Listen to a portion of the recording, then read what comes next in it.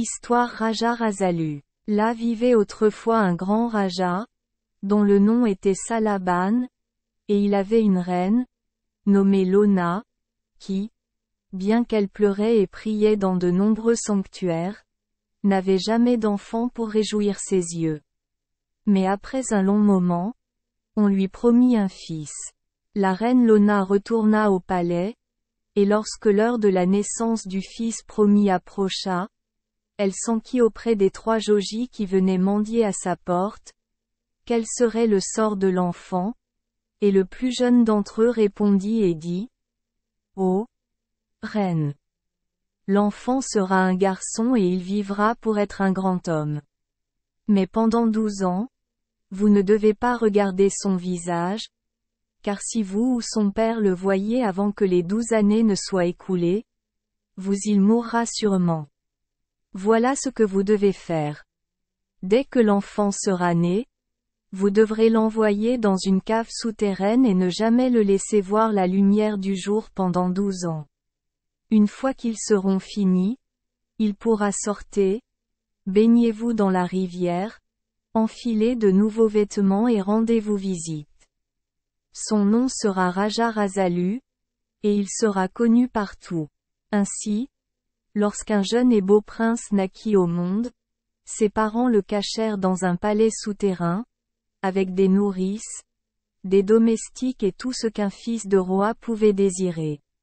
Et avec lui, ils envoyèrent un jeune poulain, né le même jour, ainsi qu'une épée, une lance et un bouclier, en prévision du jour où Raja Rasalu devrait sortir dans le monde.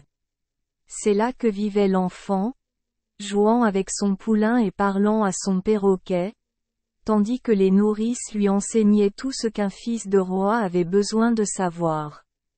Le jeune Rasalu vécut, loin de la lumière du jour, pendant 11 longues années, devenant grand et fort, mais se contentant de continuer à jouer avec son poulain et à parler à son perroquet. Mais quand commença la 12e année, le cœur du garçon bondit d'un désir de changement, et il aimait écouter les bruits de la vie qui lui parvenaient du monde extérieur dans son palais-prison. Je dois aller voir d'où viennent les voix, il a dit. Et quand ses infirmières lui dirent qu'il ne devait pas y aller avant 1 an de plus, il se contenta de rire tout haut en disant : Non. Je ne reste plus ici pour aucun homme. Puis il sella son cheval arabe Baoner, enfila son armure étincelante et partit à travers le monde, mais se souvenant de ce que ses nourrices lui avaient souvent dit, lorsqu'il arriva à la rivière, il descendit de cheval et, entrant dans l'eau, se lava ainsi que ses vêtements. Puis, propre de vêtements, beau de visage et courageux de cœur, il poursuivit son chemin jusqu'à ce qu'il atteigne la ville de son père. Là, il s'assit pour se reposer un moment près d'un puits, où les femmes puisaient de l'eau dans des cruches de terre. Or, alors qu'il le dépassait, leurs cruches pleines posées sur la tête, le jeune prince gai jetait des pierres sur les vases de terre et les brisait tous. Alors les femmes, trempées d'eau, allèrent pleurer et se lamenter au palais, se plaignant au roi qu'un jeune et puissant prince en armure étincelante, avec un perroquet au poignet et un vaillant coursier à côté de lui, s'était assis près du puits et avait brisé leur pichet. Maintenant, dès que Raja Salaban entendit cela, il devina immédiatement que c'était le prince Rasalu apparu avant l'heure, et, se souvenant des paroles des Jogis selon lesquelles il mourrait s'il regardait le visage de son fils avant que 12 ans ne soient passés, il n'osa pas envoyer ses gardes saisir le coupable et l'amener au jugement. Il ordonna donc aux femmes de se consoler et de prendre des cruches de fer et d'airain, et d'en donner de nouvelles de son trésor à celles qui n'en possédaient pas. Mais lorsque le prince Rasalu vit les femmes revenir au puits avec des cruches de fer et d'airain, il rit tout seul et tira son arc puissant jusqu'à ce que les flèches pointues transpercent les récipients métalliques comme s'il avait été de l'argile. Cependant, le roi ne l'envoya toujours pas chercher, alors il monta sur son cheval et partit avec la fierté de sa jeunesse et de sa force vers le palais. Il entra dans la salle d'audience, où son père était assis tremblant, et le salua avec tout le respect. Mais Raja Salaban, craignant pour sa vie, lui tourna précipitamment le dos et ne répondit jamais un mot. Alors le prince Rasalu l'appela avec mépris à travers la salle. « Je suis venu te saluer, roi, et non pour te faire du mal. Qu'ai-je fait pour que tu te détournes? Le sceptre et l'empire n'ont aucun pouvoir pour me charmer. Je vais chercher un prix plus digne qu'eux. » Puis il s'éloigna, plein d'amertume et de colère. Mais, alors qu'il passait sous les fenêtres du palais, il entendit sa mère pleurer, et ce son adoucit son cœur, de sorte que sa colère s'apaisa et qu'une grande solitude s'abattit sur lui, parce qu'il était rejeté à la fois par son père et par sa mère. Alors il s'écria tristement, « Ô cœur couronné de chagrin, n'as-tu que des larmes pour ton fils? Es-tu ma mère? Pense à ma vie qui vient de commencer. » Et la reine Lona répondit à travers ses larmes, « Oui, je suis mère, même si je pleure. Alors, tiens bien cette parole. Va, règne sur tous les hommes, mais garde ton cœur bon et pur. » Raja Rasalu fut donc réconforté et commença à se préparer à la fortune. Il a emmené avec lui son cheval Baoner et son perroquet, qui vivaient tous deux avec lui depuis sa naissance. Ils formèrent donc une bonne compagnie, et la reine Lona, quand elle les vit partir, les regarda de sa fenêtre jusqu'à ce qu'elle ne voie plus qu'un nuage de poussière à l'horizon, puis elle baissa la tête sur ses mains et pleura en disant, « Ô fils qui n'a jamais réjoui mes yeux, que le nuage de ton départ se lève, atténue la lumière du soleil et obscurcit le jour, car la mère dont le fils est absent est comme poussière. » Rasalu avait commencé à jouer au chopur avec le roi Sarkap. Et pendant qu'il voyageait, il y eut un violent orage de tonnerre et d'éclairs, de sorte qu'il chercha un abri et ne trouva rien d'autre qu'un vieux cimetière, où un cadavre sans tête gisait sur le sol. Il était si solitaire que même le cadavre semblait de compagnie, et Rasalu, s'asseyant à côté de lui, dit, « Il n'y a personne ici, ni loin ni près, sauf ce cadavre haletant, si froid et sinistre. Dieu pourrait-il pouvoir reprendre vie? Je serais moins seul pour lui parler. » Et aussitôt le cadavre sans tête se leva et s'assit à côté de Raja Rasalu. Et lui, sans s'étonner, lui dit, « La tempête bat violemment et fort, les nuages s'élèvent épais à l'ouest. Qu'ont ton tombeau et ton linceul, ô cadavre? Pour que tu ne puisses pas te reposer? » Alors le cadavre sans tête répondit, « Sur terre j'étais comme toi, mon turban de travers comme un roi, ma tête avec le plus haut, je trotte, m'amusant et m'amusant, combattant mes ennemis comme un brave, vivant ma vie avec un swing. Et, maintenant je suis mort, les péchés, lourds comme le plomb, ne me donneront aucun repos dans ma tombe. » Ainsi la nuit passa, sombre et morne, tandis que Rasalu était assis dans le cimetière et parlait au cadavre sans tête. Maintenant, quand le matin s'est levé et que Rasalu a dit qu'il devait continuer son voyage, le cadavre sans tête lui a demandé où il allait, et quand il a dit « jouer au chopur avec le roi Sarkap », le cadavre l'a supplié d'abandonner cette idée en disant « Je suis le frère du roi Sarkap, et je connais ses habitudes.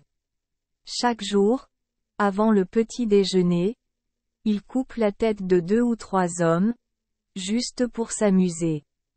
Un jour, personne d'autre n'était à portée de main, alors il a coupé la mienne, et il sûrement coupait le vôtre sous un prétexte ou un autre. Cependant, si vous êtes déterminé à aller jouer au chopur avec lui, prenez quelques os de ce cimetière et faites en vos dés, puis les dés enchantés avec lesquels mon frère les jeux perdront leur vertu. Sinon, il gagnera toujours. Alors Rasalu prit quelques-uns des os qui traînaient et les transforma en dés, qu'il mit dans sa poche. Puis, faisant ses adieux au cadavre sans tête, il partit jouer au chopur avec le roi. Alors que Raja Rasalu, au cœur tendre et fort, voyageait pour jouer au chopur avec le roi, il arriva dans une forêt en feu et une voix s'éleva du feu disant: Ô voyageur! Pour l'amour de Dieu, sauve-moi du feu! Point d'exclamation guillemets double. Alors le prince se tourna vers la forêt en feu, et voilà. La voix était celle d'un petit grillon. Néanmoins, Rasalu, tendre et fort, l'arracha du feu et le remit en liberté. Alors la petite créature, pleine de gratitude, retira une de ses antennes et la donna à son conservateur en disant: Gardez ceci, et si jamais vous avez des ennuis, mettez-le au feu, et instantanément je reviendrai à votre aide. Le prince sourit en disant: Quelle aide pourriez-vous m'apporter? Il garda néanmoins ses cheveux et poursuivit son chemin. Or, lorsqu'il atteignit la ville du roi Sarkap, 70 jeunes filles, filles du roi, vinrent à sa rencontre, 70 belles jeunes filles, joyeuses et insouciantes, pleines de sourires et de rires. Mais l'une d'elles, la plus jeune de tous, lorsqu'elle vit le vaillant jeune prince chevauchant Baoner Iraki, se dirigeant gaiement vers sa perte, fut remplie de pitié et l'appela en disant: Beau prince, sur le cours si gris, tourne-toi, recule. Retourne-toi, ou baisse ta lance pour la mêlée, ta tête sera perdue aujourd'hui. Aimes-tu la vie, alors? Étranger, je te prie, retourne-toi. Retourne-toi. Mais lui, souriant à la jeune fille, répondit légèrement: Belle jeune fille, je viens de loin, conquérant juré en amour et en guerre. Le roi Sarkap regrettera ma venue, je couperai sa tête en 4 morceaux, puis il sortira en époux. Je monterai, avec toi, petite servante, comme ma fiancée. Quand Rasalu répondit si vaillamment, la jeune fille le regarda en face, et voyant combien il était beau, combien courageux et fort, elle tomba aussitôt amoureuse de lui et l'aurait volontiers suivi à travers le monde. Mais les 69 autres jeunes filles, jalouses, se moquèrent d'elle avec mépris, disant: Pas si vite, ô vaillant guerrier. Si tu veux épouser notre sœur, tu dois d'abord obéir à nos ordres, car tu seras notre jeune frère. Belle sœur, dit gaiement Rasalu, donnez-moi ma tâche et je l'accomplirai. Les 69 jeunes filles mélangèrent donc 100 poids de graines de millet avec un quintal de sable, et le donnèrent à Rasalu et lui ordonnèrent de séparer les graines du sable. Puis il pensa au grillon et, sortant le palpeur de sa poche, il le jeta dans le feu. Et aussitôt il y eut un vrombissement dans l'air, et un grand vol de grillons se posa à côté de lui, et parmi eux le grillon dont il avait sauvé la vie. Alors Rasalu dit: Séparez les graines de mil du sable. Est-ce tout? Dit le grillon. Si j'avais su à quel point vous vouliez que je fasse un petit travail, je n'aurais pas rassemblé autant de mes frères. Sur ce, le vol des grillons se mit au travail et, en une nuit, ils séparèrent la graine du sable. Or, lorsque les 69 belles jeunes filles, filles du roi, virent que Rasalu avait accompli sa tâche, elles lui en confièrent une autre, lui ordonnant de les balancer toutes, une à une, dans leur balançoire, jusqu'à ce qu'elles soient fatiguées. Sur quoi il rit en disant: Vous êtes 70, en comptant ma petite épouse là-bas, et je ne vais pas passer ma vie à balancer des filles. Eh bien, au moment où j'aurai donné à chacun de vous une balançoire, la première manquera. Un autre, non. Si vous voulez une balançoire, montez tous les 70 dans une seule balançoire, et je verrai ensuite ce qu'on peut faire. Ainsi, les 70 jeunes filles grimpèrent d'un seul coup, et Raja Rasalu, debout dans son armure étincelante, attacha les cordes à son puissant arc et le tira au maximum. Puis il lâcha prise, et comme une flèche la balançoire s'envola dans les airs, avec son fardeau de 70 belles jeunes filles, joyeuses et insouciantes, pleines de sourires et de rires. Mais alors qu'il reculait, Rasalu, debout là dans son armure étincelante, dégaina son épée tranchante et coupa les cordes. Alors les 70 belles jeunes filles tombèrent tête baissée à terre, et certains étaient meurtris et d'autres brisés, mais la seule qui s'en sortit indemne était la jeune fille qui aimait Rasalu, car elle tomba la dernière, sur les autres, et n'eut donc aucun mal. Après cela, Rasalu fit 15 pas, jusqu'à ce qu'il parvienne aux 70 tambours que tous ceux qui venaient jouer du chopur avec le roi devaient battre à tour de rôle, et il les frappa si fort qu'il les brisa tous. Puis il arriva aux 70 gongs, tous alignés, et il les martela si fort qu'ils se brisèrent en morceaux. Voyant cela, la plus jeune princesse, qui était la seule à pouvoir courir, s'enfuit chez son père le roi avec une grande frayeur, en disant: Un puissant prince, Sarkap, faisant des ravages, chevauche, il nous a balancés, 70 belles jeunes filles, et nous a jetés dehors tête baissée. Il a cassé les tambours que tu as placés là et les gongs aussi dans son orgueil. Bien sûr, il va te tuer, mon père, et me prendre pour épouse. Mais le roi Sarkap répondit avec mépris: Fille idiote, tes paroles font beaucoup. C'est très peu de choses. Par peur de ma valeur, je le sais, son armure va claquer. Dès que j'aurai mangé mon pain, je sortirai et couper-lui la tête. Malgré ses paroles courageuses et vantardes, il avait en réalité très peur, ayant entendu parler de la renommée de Rasalu, et apprenant qu'il s'arrêtait chez une vieille femme de la ville, jusqu'à l'heure de jouer au chopur, Sarkap lui envoya des esclaves avec des plateaux de friandises et de fruits, comme à un invité d'honneur. Mais la nourriture était empoisonnée. Lorsque les esclaves apportèrent les plateaux à Raja Rasalu, celui-ci se leva haut âme et dit: Allez, dites à votre maître que je n'ai rien à voir avec lui en amitié. Je suis son ennemi juré et je ne mange pas de son sel. En disant cela, il jeta les friandises au chien de Raja Sarkap, qui avait suivi l'esclave, et voilà. Le chien est mort. Alors Rasalu fut très en colère et dit amèrement: Retournez à Sarkap, esclave. Et dites-lui que Rasalu considère que ce n'est pas un acte de bravoure que de tuer même un ennemi par trahison.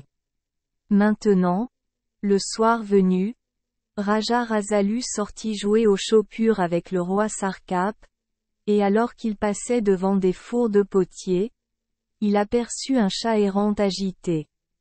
Alors il lui a demandé ce qui la faisait souffrir, pour qu'elle ne reste jamais immobile, et elle a répondu: Mes chatons sont dans une marmite non cuite dans le four là-bas. On vient d'y allumer le feu, et mes enfants seront cuits vivants. Donc je ne peux pas me reposer. Ces paroles touchèrent le cœur de Raja Rasalu et, se rendant chez le potier, il lui demanda de vendre le four tel qu'il était. Mais le potier répondit qu'il ne pourrait pas fixer un juste prix tant que les pots ne seraient pas brûlés, car il ne pouvait pas dire combien en ressortirait entier. Néanmoins, après quelques négociations, il consentit enfin à vendre le four, et Rasalu, après avoir fouillé tous les pots, restitua les chatons à leur mère, et celle-ci, en remerciement de sa miséricorde, lui en donna un, en disant: Mettez dans votre poche, car cela vous aidera lorsque vous serez en difficulté. Alors Raja Rasalu mit le chaton dans sa poche et alla jouer aux chopures avec le roi. Maintenant, avant de s'asseoir pour jouer, Raja Sarkap fixa ses enjeux. Sur le premier jeu, son royaume. Au deuxième, la richesse du monde entier.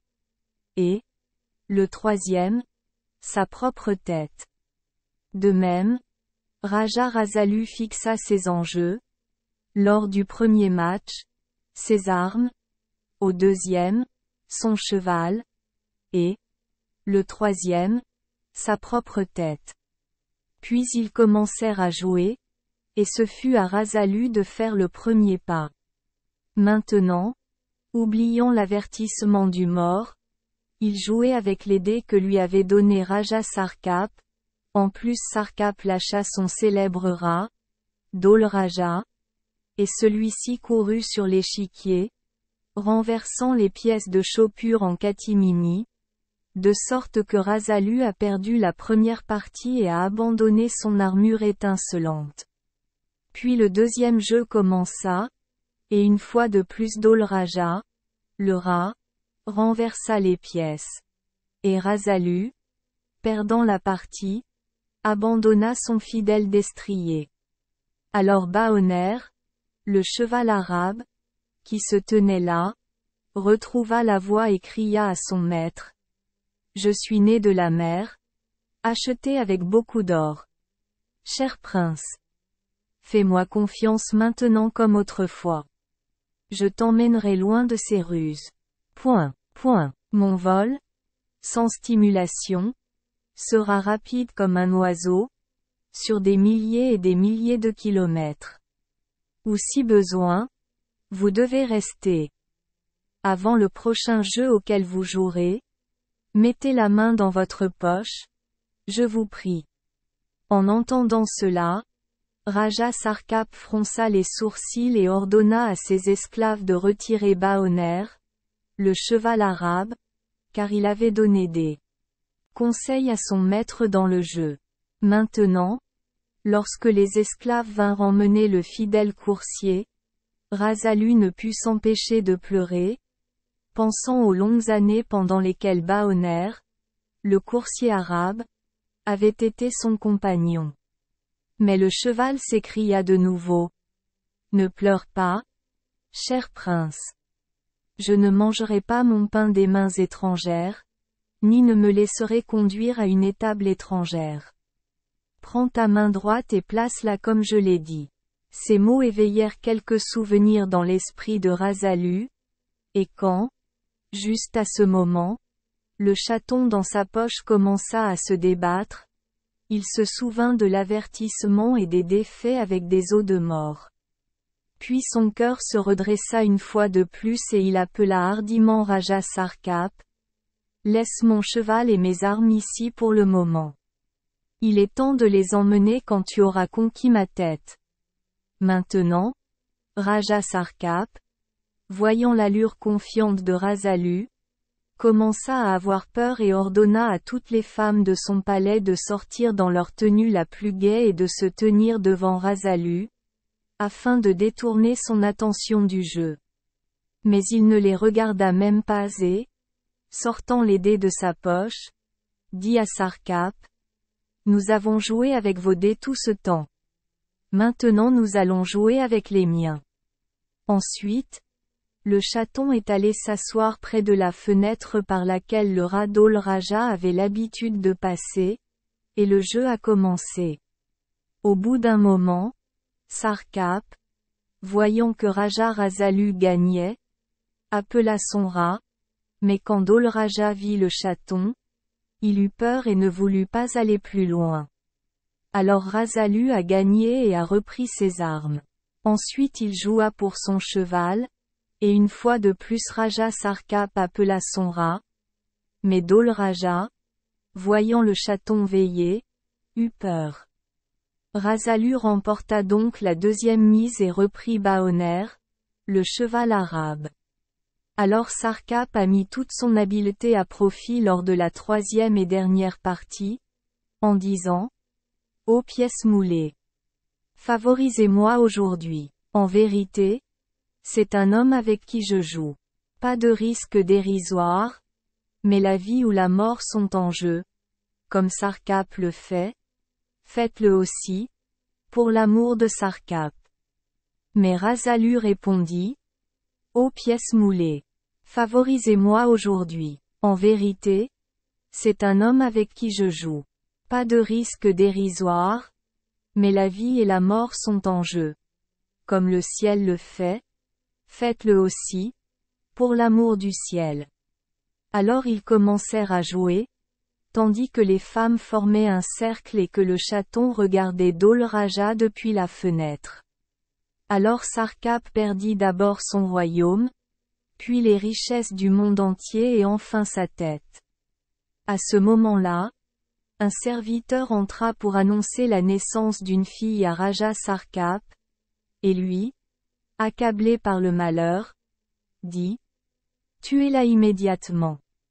Car elle est née dans un mauvais moment et a porté malheur à son père. » Point d'exclamation guillemets double. Mais Rasalu se leva dans son armure étincelante, tendre et fort, disant « Non, ô roi. Elle n'a fait aucun mal. Donne-moi cet enfant pour femme. Et si tu veux, par tout ce que tu tiens pour sacré, ne jamais encore une fois pour jouer aux chopures pour la tête d'un autre. J'épargnerai la vôtre maintenant. » Alors Sarkap fit le vœu solennel de ne jamais jouer pour la tête d'autrui, et après cela il prit une branche de manguier fraîche et le nouveau-né, et les plaça sur un plat d'or les donna à Rasalu. Alors qu'il quittait le palais, emportant avec lui le nouveau-né et la branche de manguier, il rencontra une bande de prisonniers, et ils lui crièrent « Tu es un faucon royal, ô roi. Volaille, accordez-nous notre demande. Libérez ces chaînes et vivez éternellement heureux. » Et Raja Rasalu les écouta et ordonna au roi Sarkap de les remettre en liberté. Puis il se rendit dans les collines de Murti, plaça le nouveau-né Kokilan dans un palais souterrain et planta la branche de manguier à la porte en disant « Dans 12 ans, le manguier fleurira. Alors je reviendrai et me marierai. » Kokilan. Et après 12 ans, le manguier commença à fleurir et Raja Rasalu épousa la princesse Kokilan, qu'il avait conquise à Sarkap lorsqu'il jouait aux chopures avec le roi. Merci les enfants des Esperluette Croisillon 39. Avoir écouté des contes de fées au jour Esperluette Croisillon 39. 8. Espérons que les histoires apporteront aux enfants des moments heureux et significatifs.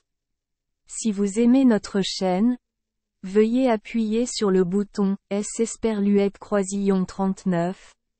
Abonner, pour ne manquer aucune histoire intéressante. Je vous souhaite une bonne nuit de sommeil et de beaux rêves. Rendez-vous dans la prochaine histoire.